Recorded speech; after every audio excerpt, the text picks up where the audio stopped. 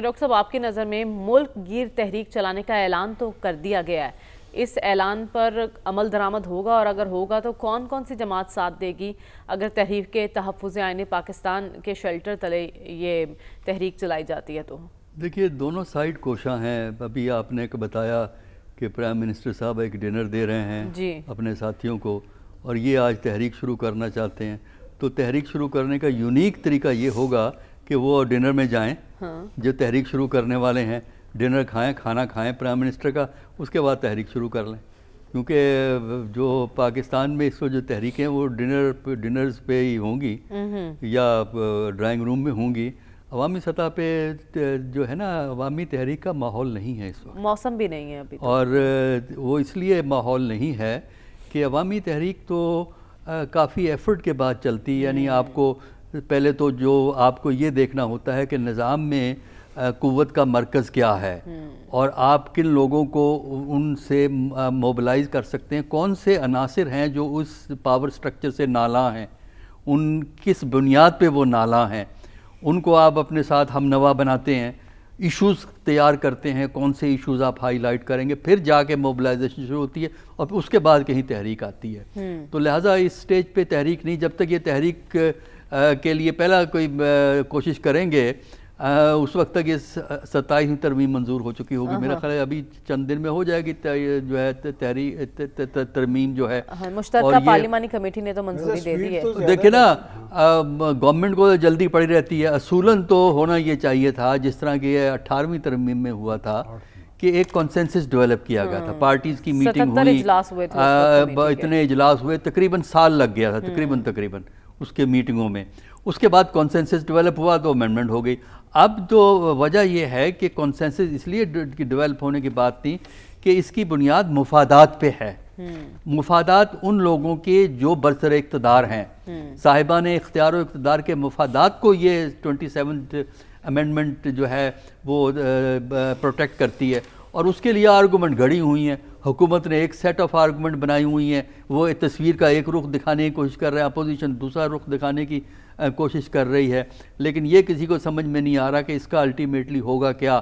جو نظام تاریخی تجربہ یہ ہے کہ جب نظام اپنے آپ کو پروٹیکٹ کرتا ہے دیواریں کھڑی کر کے، حکومتی مشینری کی دیواریں کھڑی کرتا ہے، آئین کی دیواریں کھڑی کرتا ہے، قانون کی دیواریں کھڑی کرتا ہے اور حکومت کا ڈنڈا کا چلاتا ہے، تو نظام پھر اندر سے ٹوٹ جاتا ہے.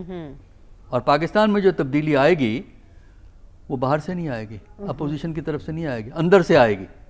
یہ جو اس وقت نظام جو کریٹ ہو رہا ہے 27 اپوزیشن میں ڈاکٹر صاحب اس وقت تو اتنی سخت بھی دکھائی نہیں دے رہی کہ ایسی کوئی تحریک. نہیں، سخت تو حکومت میں بھی نہیں ہے.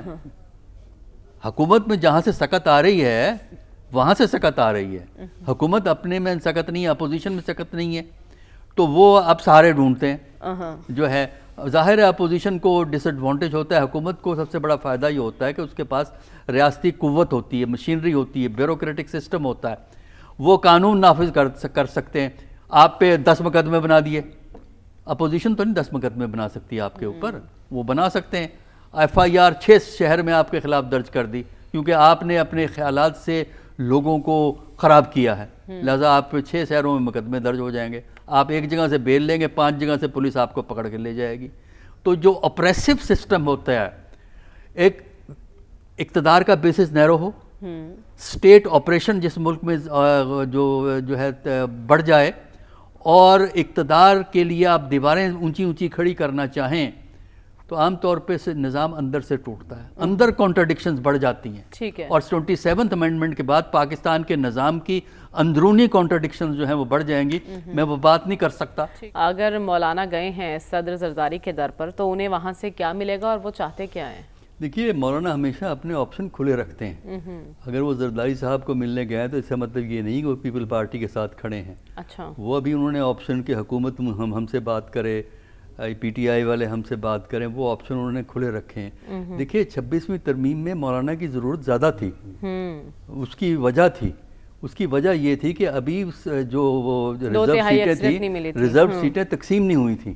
ریزرو سیٹیں تقسیم ہوئی ہیں جون 2025 کو.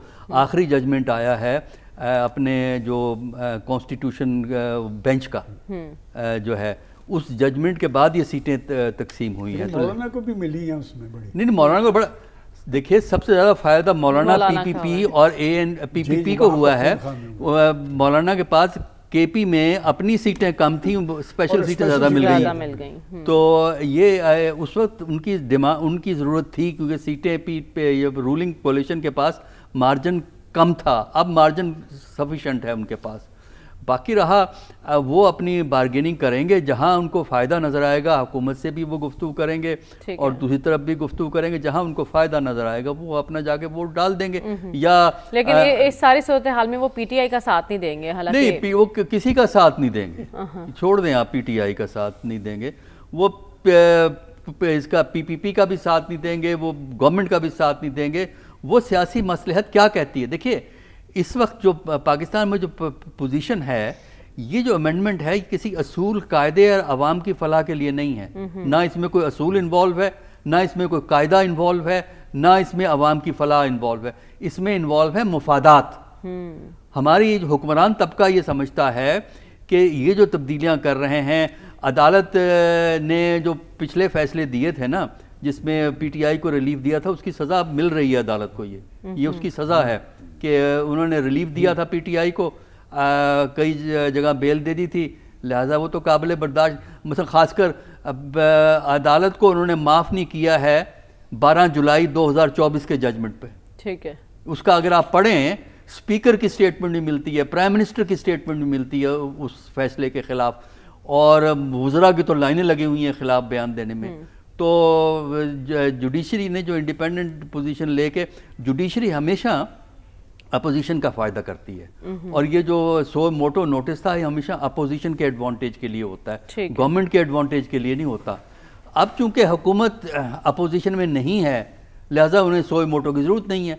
کل کو اگر کہیں اپوزیشن میں چلی گئی یہ حکومت تو پھر روئیں گے بیٹھ کے کہ یار وہ ہم اپنے حقوق کہاں سے محفوظ کروائیں. تو لہٰذا یہ ہے پاور گیم. مولانا اپنا حصہ لینا چاہتے ہیں, ANP اپنا حصہ لینا چاہتی ہے. ANP کہتی ہے نام بدل دو, خیبر پختونخوا کا صرف پختونخوا نام کر دو. لہذا وہ اس سے اور جھگڑا پیدا ہوتا ہے ہزارہ کے لوگوں کے ساتھ جو ہے. تو لہذا چونکہ یہ مفادات کی جنگ ہے, ہر کوئی اپنے مفاد کو بڑھانا چاہتا ہے. ٹھیک ہے, ہر کوئی اپنا اپنا حصہ لینا چاہتا ہے, آپ یہ کہہ رہے ہیں. تو رسول بخش رئیس صاحب, اس ملاقات کی ضرورت کسے تھی, پیپلز پارٹی کو یا پھر مولانا کو؟ مولانا کو. دیکھیں 26ویں ترمیم کے موقع پر ہم اسی پروگرام میں آپ کے ساتھ کتنی دفعہ ہم نے بات کی کہ پوری لائنیں لگی ہوئی تھیں. آپ نے تو نیشنل ہیرو قرار دے دیا جاتا تھا تو دوسرا تو ہمارے نیشنل ہیرو صاحب نے وہ ایسے ڈھیر ہوئے کہ آج پھر یہ ان مقام آیا ہے کہ جب 27ویں ترمیم ہو رہی ہے تو وہ کسی کے پاس جا رہے ہیں, ان کے پاس کوئی نہیں آیا. وقت بدل جاتا ہے. پاکستان پیپلز پارٹی نے کچھ لینا ہوتا مولانا صاحب سے, یا مولانا صاحب اس پوزیشن میں ہوتے کہ وہ کچھ دے سکتے تو پیپلز پارٹی ان کے پاس جاتی, جس طرح ماضی میں جاتے رہے. کہ آپ کو یاد ہوگا کہ کس طریقے سے پورے ایک گروپ کے ساتھ محترم بلاول زرداری بھٹو صاحب مولانا صاحب کے پاس جاتے اور کس خوشی سے اور کس مسرت سے ایک بار نہیں کئی بار, اور ایک دن میں تو 2-3 ملاقاتیں بھی ہوتی تھیں. وہ آپ کے اعتماد پر آج یہ وقت ہے, اب آج آپ دیکھ رہے ہیں کہ وہ خود چل کے گئے ہیں, اور نہ صرف وہاں پہ گئے ہیں بلکہ کراچی گئے ہیں خصوصی طور پہ. تو یہ ہے کہ میں سمجھتا ہوں کہ مولانا صاحب کو آپ بہت زیادہ کریڈٹ دیتے ہیں, ہم نے بھی بہت دیا ہے, کافی مزے ہوئے ہیں, بہت اچھی خوبصورت انداز میں بات کرتے ہیں اور اردو زبردست بولتے ہیں, بڑے فصیح و بلیغ ہیں, اس میں کوئی شک نہیں ہے.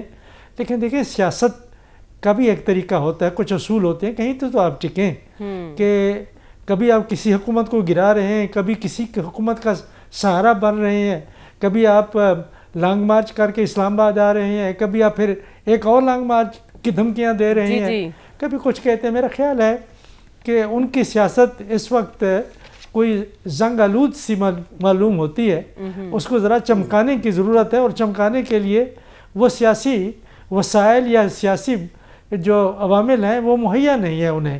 اس وقت ان کے لیے کوئی جگہ مجھے بنتی نظر نہیں آتی, اور اس وقت تک جگہ آتی جب تک کہ یہ جو پی ٹی آئی کی سیٹیں تھیں ان کی بندر بانٹ نہیں ہوئی تھی.